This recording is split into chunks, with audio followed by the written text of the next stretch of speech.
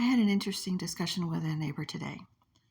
I live in a liberal state and I'm not liberal, so I don't talk about politics because I have to live with these people.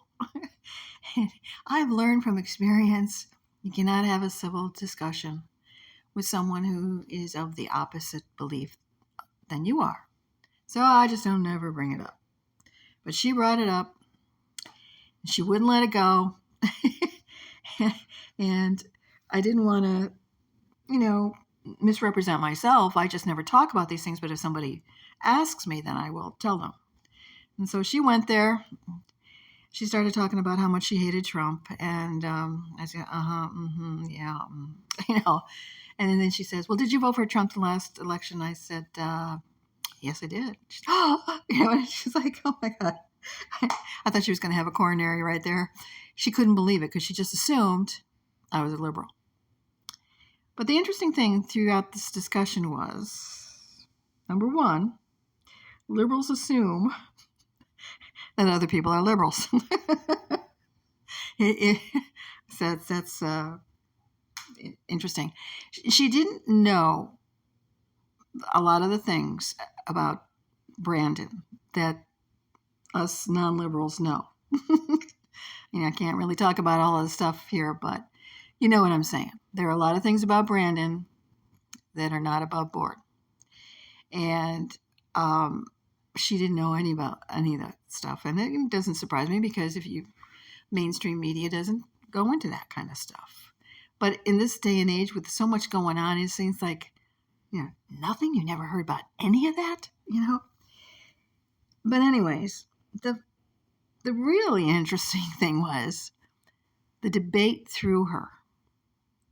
She was upset because she didn't realize that Brandon has a problem, that he's feeble and frail, and that's putting it politely. And so she asked me, she said, "Do you think he should step down?" And I said, "Well, I don't think he should be there in the first place, but I don't, I think it's kind of late for him to do that. I don't know what they're going to do. It's up to them. But yes, I don't think anybody that old, that frail, should be running this country. I don't care who it is. I don't care what party it is. These 80-year-old plus people in Congress and in the White House, that's not a good thing for this country. And if you don't realize that, I don't know what's wrong with you." But anyways, the interesting thing was she didn't realize what he was about until she saw that debate.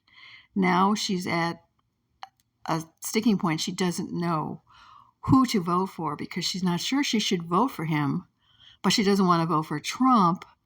But, so she's in a quandary. And I think that's a wonderful thing because if other people had that reaction, if dyed-in-the-wool Democrats saw that in the debate, they may not vote for Trump, but they may not vote, which is a good thing for the Trumpers.